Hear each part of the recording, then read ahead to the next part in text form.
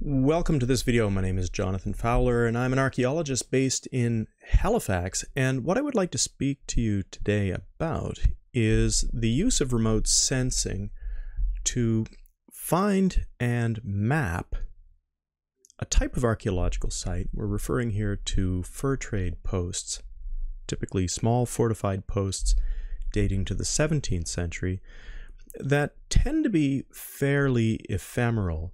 There's a lot of timber, architecture, and the like. Not always well understood archaeologically are the fur trade posts. And I think they're a really fascinating target and a good way of thinking through the use of remote sensing in archaeological applications more broadly.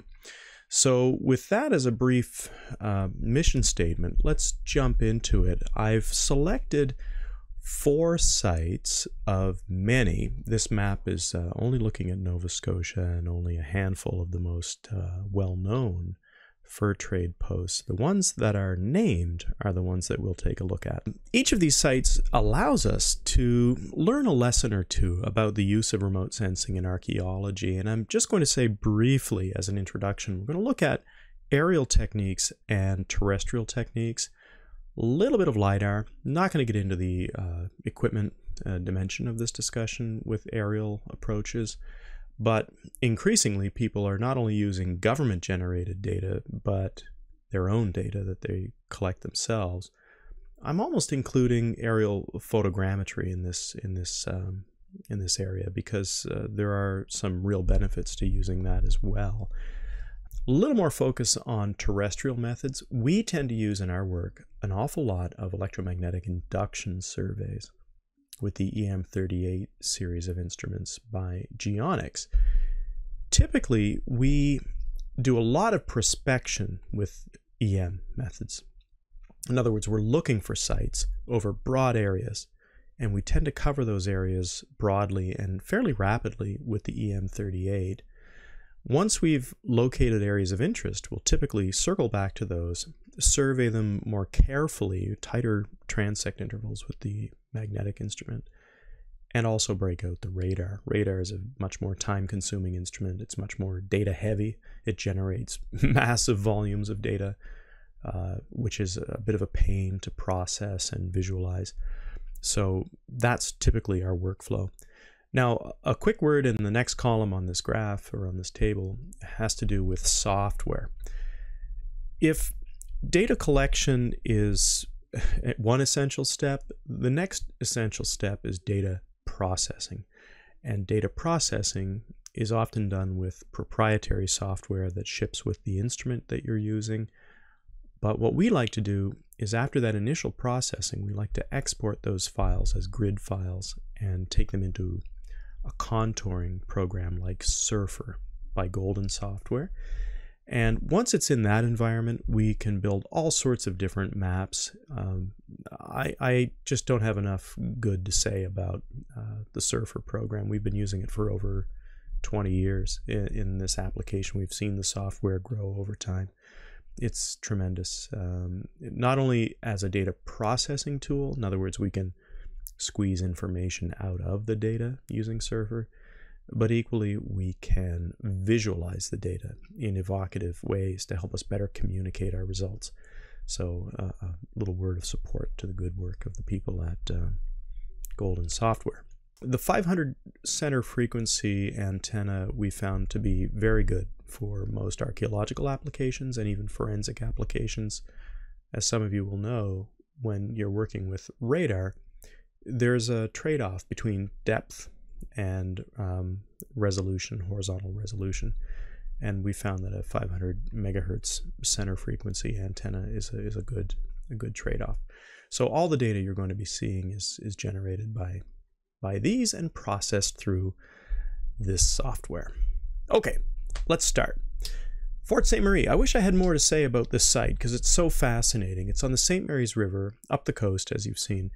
And it's a mid-17th century fur trade post, which was active, I think, for a couple of decades. It's said to be in the field at the sort of bottom end of this peninsula that you're seeing here. So I've taken a look at the area with LiDAR, hoping that we might be able to tease out some kind of features that might point us in the right direction. This is a true prospection exercise. But what I want to emphasize here is I'm going to show you two different years of LiDAR data. This is the 2013 data, and we also have the 2019 data. And leaving aside the data artifacts that are in the water, you'll clearly notice that the 2019 data is superior in terms of its resolution. It's also superior in terms of its accuracy. Unfortunately, what's happened here is that in the intervening years between 2013 and 2019, we've got a lot of vegetation that's grown up over that field. So the site is really obscured. And there are two lessons from this. Lesson number one is that LiDAR is not always able to see very clearly through dense vegetation. A lot has been said and written and reported about the benefits of LiDAR and how you can remove vegetation, but it's not always a very straightforward process. And this is one of those cases. These are the ground returns in this case.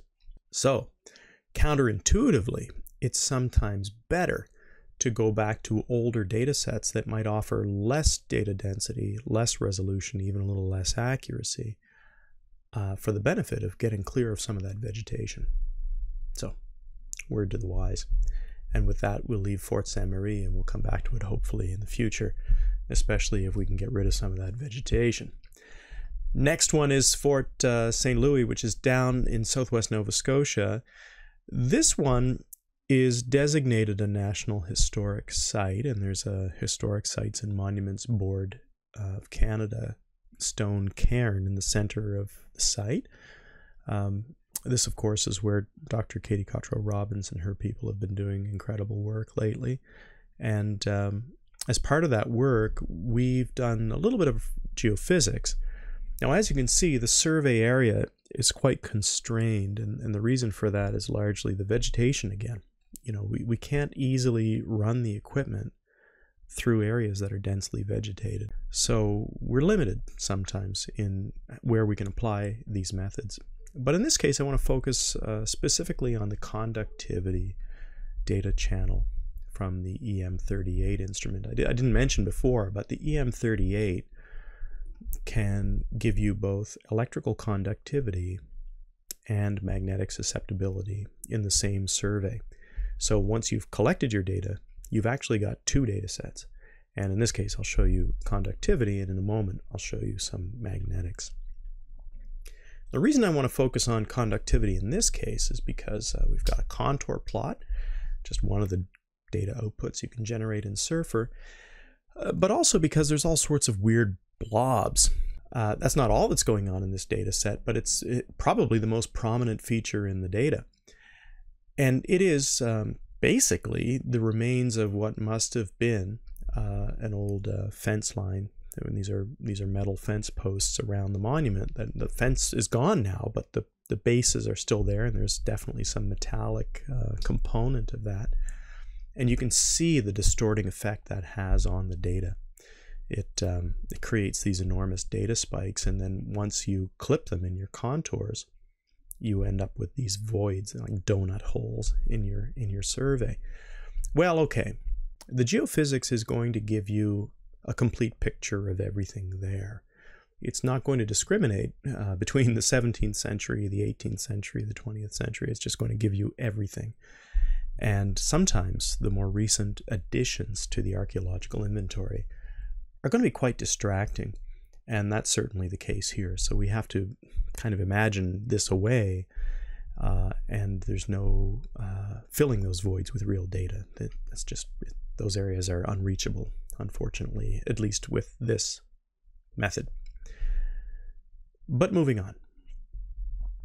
Port Royal, another case of taphonomy, I have to say. Now, this is the Port Royal habitation established in 1605, famously associated with this Champlain narratives and whatnot. And in fact, another National Historic Site, a well-visited reconstruction. The reconstruction was built in the late 1930s based on Champlain's drawings. Here it is. interestingly enough, the actual site is not really understood. Where is it? So over the last several years, I've been working with Parks Canada in that area, and it's a multi-instrument approach, and it's a prospection exercise. And just to say, we're not only using the government LiDAR, but we've generated some of our own aerial 3D modeling through photogrammetry, fixed-wing drone in this case. Unfortunately, you can't really see through the vegetation or the buildings, but it's really an incredibly powerful technique for visualizing micro topographical variations. You can see all sorts of interesting little tracks and whatnot. This gives you a sense of some of our GPR plots in the area, superimposed over a hillshade model. And the areas that I've circled are old buried pipes. Now, one of them, I believe, is a water pipe coming along the side of the road, feeding into the habitation reconstruction here. But these ones are pipes. This is the 75 centimeter depth slice mosaic from the GPR surveys. But these pipes are old sewer lines from the houses that used to exist here, leading into the river. So there you go. And not only two of them. In fact, we can only visualize it rapidly and show you two at a time at this depth. But there was a whole Victorian village on this site in the 19th century. And it's by and large gone now. There's really only one house still standing from what was a little hamlet. And all of this material is very evident in the geophysics.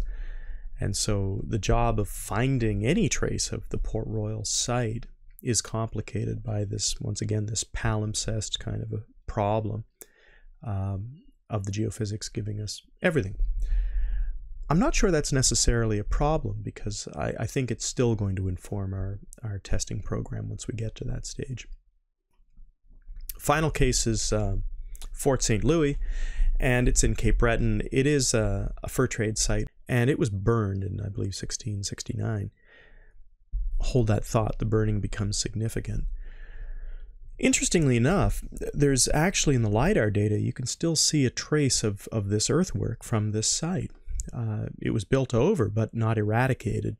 And it's one of those sites where it actually shows up very nicely on early 18th century maps. You can trace it through history, not always by looking directly at the 17th century, but by looking rather over here at the 18th century sometimes and beyond. So we know we've got the target right, and we also know that the site is there because in 1985, Parks Canada, Brigitte Wallace and her team conducted excavations there in order to determine whether this was in fact the site of the Nicolas Denis fort of the 17th century. And they discovered indeed it was. You can see their trenches here, and Brigitte intercepted two buildings using just a trenching program, just big long trenches right through the site.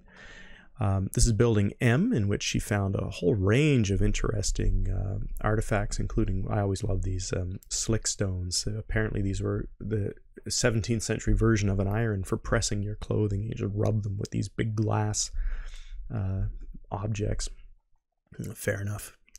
But a fairly elite structure here, and she kind of suggested, I wonder if this might be the site of Nicolas Denis himself, the celebrated fur trader and author. Quite an interesting thought. But the site, as you can see from the profile, is relatively shallow, which made it, I think, a good target for us in geophysics. A lot of our techniques are really active for the upper meter or so of the soil.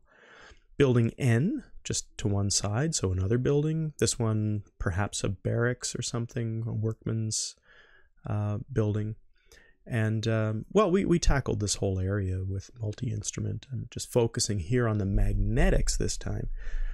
The important thing to emphasize here is that areas that have been burned have higher magnetic susceptibility. And in addition to a bunch of other things that we're seeing, we've got a modern path and some piping. We've got rebar in a pathway here. But nevertheless, we've got very clear evidence of two structures where Brigitte's trenches found them.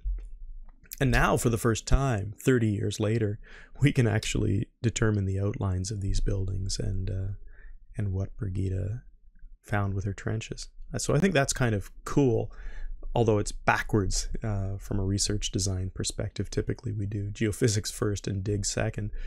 Incidentally, I returned to the site many years later, and it was winter time, and took this shot. You can still see some of Brigida's trenches. The backfilled excavation units have subsided a little bit as they do, and so you can see now you've got a target.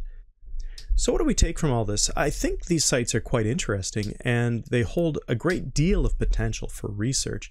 Many of them were studied, if at all, over 100 years ago, at a time when, just theoretically things weren't very complex, methodologically things were quite brutal, and they tended to be seen as a sort of colonialist expression of heroic adventure. Well, we have a much more sophisticated understanding of this period now. I think we can do a lot more with these sites with modern archaeology, a kind of multivocal archaeology. We also now have the benefit of research methods like remote sensing and terrestrial geophysics that can help us really zero in on features of interest and respect the integrity of the sites while targeting our excavations to maximum benefit. So I hope you found this interesting and potentially helpful, and if you think there's any benefit to using methods like this in your work, I hope you won't hesitate to get in touch. Thank you.